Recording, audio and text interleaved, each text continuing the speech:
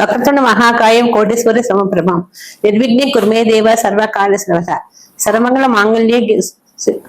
మాంగళ్యే శివే సర్వార్థ సాధకే శరణ్యే త్రంబకే గౌరీ నారాయణే నమస్తే. గురు బ్రహ్మ గురు విష్ణు గురుదేవ మహేశ్వర గురు సాక్షాత్ పరబ్రహ్మ తస్మై శ్రీ గురువే నమః. డాక్టర్ పిఏ రామణ గారి పాదం నమస్కరించుకుంటూ మనం ఇప్పుడు మన గ్రహ సంచారం ఎలా ఉంది, జూలై నెలలో ఏ గ్రహాలు మారుతున్నాయి వాటి గురించి ముందుగా తెలుసుకుందాం. ఈ గ్రహ నెలంతా కూడా బుధ సంచారం కొంచెం విశ్రంభరితంగా ఉంటుంది. బుధుడు మారుతున్నాడు, శని వక్రించారు, అందుకని చికాకులు అందరికీ ఉంటాయి. ప్రతి రాశి వాళ్ళకు కూడా ఏదో ఒక చికాకు ఫేస్ చేస్తూనే ఉంటారు. కొంచెం జాగ్రత్తగా ఉండండి. ఎందుకంటే గ్రహాలు అనేది మనం వాటిని గ్రహ దోషం అనేది అనుభవిస్తే గానీ వాటి గురించి తెలియదు. ప్రతి ఒక్కరు గ్రహం ఏముందిలే, గ్రహం వాటి ఉపయోగం ఏంటి మనకి అనుకుంటారు. కానీ గ్రహ సంచారం అనేది చాలా కష్టంగా ఉంటుంది. ఈ బుధుడి వల్ల వ్యాపారాలు చాలా వరకు నష్టపోతుంటారు. అప్పుల భారం పెరుగుతుంది. ఏదైనా సరే అప్పులు ఇస్తే కూడా అప్పులు రావు. ఉద్యోగస్తులు కూడా పని భారం పెరుగుతుంది. పై ఉద్యోగుల ఇబ్బందులు కూడా అధికంగా ఉంటాయి. ఈ బుధ గ్రహం వల్ల అన్ని చికాకు కూడా విపరీతంగా ఉంటాయి. కానీ గ్రహాలు మిశ్రమ ఫలితంగానే రాణిస్తాయి కాబట్టి ఇబ్బంది పడకండి. శని వక్రించడం వల్ల శని దోషంలో వాళ్ళకి ప్లస్ పాయింటే కానీ ఇబ్బంది అంటూ ఏముండదు. కానీ ఈ శని ప్రభావం అనేది జనరల్ గా శని బుధుల కలయిక ఇప్పుడు ఈ నెల జరుగుతుంది. దాంతో కొంచెం ఇబ్బంది పడుతున్నారు. ఇబ్బంది కూడా పడకుండా జాగ్రత్తగా ఉండటానికి ధ్యానాన్ని స్వామివారికి ఎప్పుడు బుధగ్రహానికి శ్లోకం చదువుకోండి, శని శ్లోకం చేయండి. ఎప్పుడప్పుడు రవికి కుదిరిగి పూజ చేసుకుంటూ ఉండండి. చేసినట్లయితే మీకు అన్ని విషయాలు కూడా ఏ గ్రహ దోషాలు కూడా మన జోలికి రావు. దైవారాధనతో ప్రతి పని కూడా సాధించగలుగుతాము. అందుకని ప్రతి రాశి వాళ్ళు కూడా జాగ్రత్తగా ఉండండి. అలా ఉన్నట్లయితే ఇబ్బందులు జరిగిపోతాయి. తదుపరి ధనుసు రాశి. ఈ ధనుసు రాశి వాళ్ళకి గురుబలం ఎప్పుడు గురువు వాళ్ళకి మంచి విధంగానే ఉంటారు. కానీ ప్రజెంట్ మాత్రం గురు దశ బాగలేదు. గురువు మారేటప్పటికి దాంతో చికాకు అధికంగా ఉన్నాయి. ఏ పని పట్టుకున్నా అవటం లేదు, చికాకుగా ఉంటుందని బాధపడుతూ ఉన్నారు. కొంచెం వయసు వచ్చినా పెళ్లి కాని వాళ్ళు చాలా ఇబ్బంది పడుతున్నారు. వయసు వచ్చింది పెళ్లి కాలేదని. ఈ ఉద్యోగాలు కూడా వాటి మీద కూడా శ్రద్ధ పెట్టినా కూడా ఏదో ఒక సమస్య వస్తూనే ఉంది. ప్రతి ఒక్కళ్ళు కూడా ఈ ధనుసు రాశి వాళ్ళకి గురుబలం ఉన్నంత కాలం చక్కటిగా జరిగింది. ఇప్పుడు గురుబలం తగ్గింది కదా, అందుకని కొంచెం చికాకుగా ఉంటుంది. కానీ ధనుసు రాశి వాళ్ళకి గురువే అధిపతి కదా, అందుకని ఎన్ని ఇబ్బందులు వచ్చినా కూడా గురువే చూసుకుంటాడు, భయపడే అవసరం లేదు.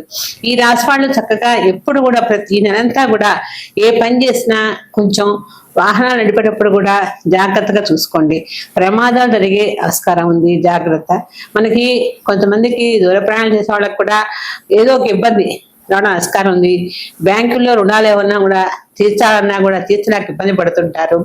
భూ తగాదాలు కూడా అధికంగా ఉంటాయి. కుటుంబంలో కూడా కలహాలు పెరుగుతూ ఉంటాయి. ఇవన్నీ కూడా ఇబ్బందులు వస్తాయి. పెద్దవాళ్ళ గురించి ఆలోచిస్తూ ఉంటారు.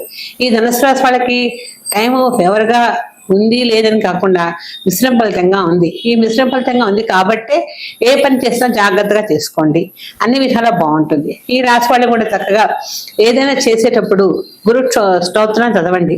స్తోత్రం అంటే ఏంటి? గురువు మనకి గురు బ్రహ్మ గురు విష్ణు గురుదేవో మహేశ్వర గురు సాక్షాత్ పరబ్రహ్మ తస్మై శ్రీ గురువే నమః అని దక్షిణామూర్తి స్తోత్రం చదవండి. చదివినట్లయితే గురువు మంచి యోగాన్ని ఇస్తాడు. గురు మహర్దశ నడిచేటప్పుడు అనుకుంటాం, గురువు మంచి యోగాన్ని ఇచ్చినప్పుడు ఆ మహర్దశలో అంతర్దశలు ఉంటాయి. గురువు మీద గురువు నడుస్తుంటే బ్రహ్మాండంగా ఉంటుంది ఫ్యూచర్. కొన్ని గ్రహాలు కేతుగ్రహంగా రాహుగ్రహంగా నడిచినప్పుడు కొన్ని చికాకులు వస్తాయి. అంతర్దశలు కూడా ఉంటాయి. 16 సంవత్సరాలు గురువు బ్రహ్మాండంగా ఉంటాయి అనుకోవడం లేదు. ఎందుకంటే మధ్య మధ్యలో అంతర్దశలు నడుస్తుంటాయి, అంతర్దశల్లో చికాకులు వస్తుంటాయి. అన్ని ఫేస్ చేస్తూ ఉండాలి. అలా చేసుకుంటూ టైం బాగున్నప్పుడు జాగ్రత్తగా ఉంటాం, టైం బాగాలేనప్పుడు మనం జాగ్రత్తగా టైం బాగాలేదు కాబట్టి కొన్ని పనులు మానేద్దాం. మనం ఉన్నప్పుడు ఖర్చు పెట్టుకునేది, లేనప్పుడు అయ్యో బాధపడకుండా ఉన్నప్పుడు ఖర్చు పెట్టిన డబ్బును జాగ్రత్త చేసుకొని అది ఇప్పుడు వాడుకోండి. అలా చేసినట్టయితే ఈ ధనుసు రాశి వాళ్ళకి చాలా బాగుంటుంది. ఇబ్బంది అంటూ ఉండదు. దోషాలు కూడా పెద్దగా ఏమీ లేవు. లేకపోయినా కూడా చక్కగా శనికి ఎలా శివరాత్రి నాడు, ప్రతి నెల వచ్చే శివరాత్రి నాడు మాత్రం స్వామివారికి పంచామృత అభిషేకం చేయించినట్టయితే, ఎందుకంటే ఈశ్వరుడు మంచి సకల ఐశ్వర్యాలు ఇస్తాడు, పుత్ర పౌత్రాలు ఇస్తాడు. ఆయన నిజంగా ఎలాంటి ఈశ్వరుడు అంటే పలికితే పలికే దైవం. అందుకని ప్రతి ఒక్కళ్ళు కూడా ఈశ్వరుడికి చక్కగా పూజ చేసుకోండి, చేసి స్వామివారికి అభిషేకం చేయించినట్లయితే సంవత్సరం మొత్తం మాసరా చేయించండి. ఏ దోషం నాకు తొలగిపోతుంది, ఇబ్బందులు ఉండవు. ప్రతి ఒక్కరికి మనకి రాసుల వాళ్ళకి ప్రతిదీ ఏదో ఒక చికాకు ఉంటూనే ఉంటుంది. ఇప్పుడు మేషరాశి వాళ్ళకి ప్రజెంట్ ఏలినాటి శని నడుస్తుంది. ఏలినాటి శని ఉందన్నప్పుడు చేయాలి, శనికి తైలాభిషేకం చేయించుకుంటూ ఉండాలి. కొన్ని నక్షత్రాలకి కేతు దోషం ఉంటుంది, కొంచెం శుక్ర దోషం ఉంటుంది, కొంచెం రవి దోషం ఉంటుంది. ఇలాంటప్పుడు వాటి తగ్గ పరిహారం చేసుకోండి. చేసుకున్నట్లయితే అన్ని విధాలా బాగుంటుంది, ఇబ్బంది అంటూ ఉండదు.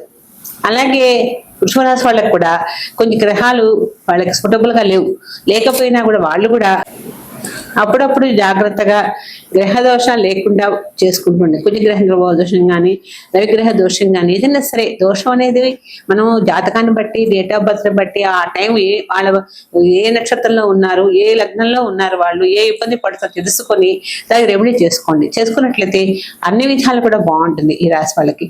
అలాగే మిథున రాశి వాళ్ళకి కూడా మంచి టైం బాగుంది. కానీ ఈ రాశి వాళ్ళు కూడా గణపతి లక్ష్మీ గణపతిని పూజ చేసుకోవాలి. లక్ష్మీ గణపతి అధిపతి వాళ్ళకి, అందుకని వాళ్ళు లక్ష్మీ గణపతి హోమం చేయించుకుంటే అన్ని విధాల పరిహారం అయిపోతుంది.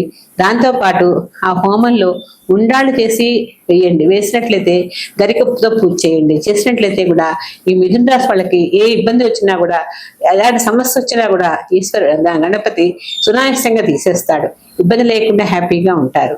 ఎందుకంటే గ్రహాలు ఎంత ఇబ్బంది పెట్టినా కూడా భగవన్నామం వల్ల మన గ్రహాలు కొంచెం ఇబ్బంది తప్పుతుంది. అందుకని జాగ్రత్తగా చేసుకోండి, అన్ని విధాలు బాగుంటుంది.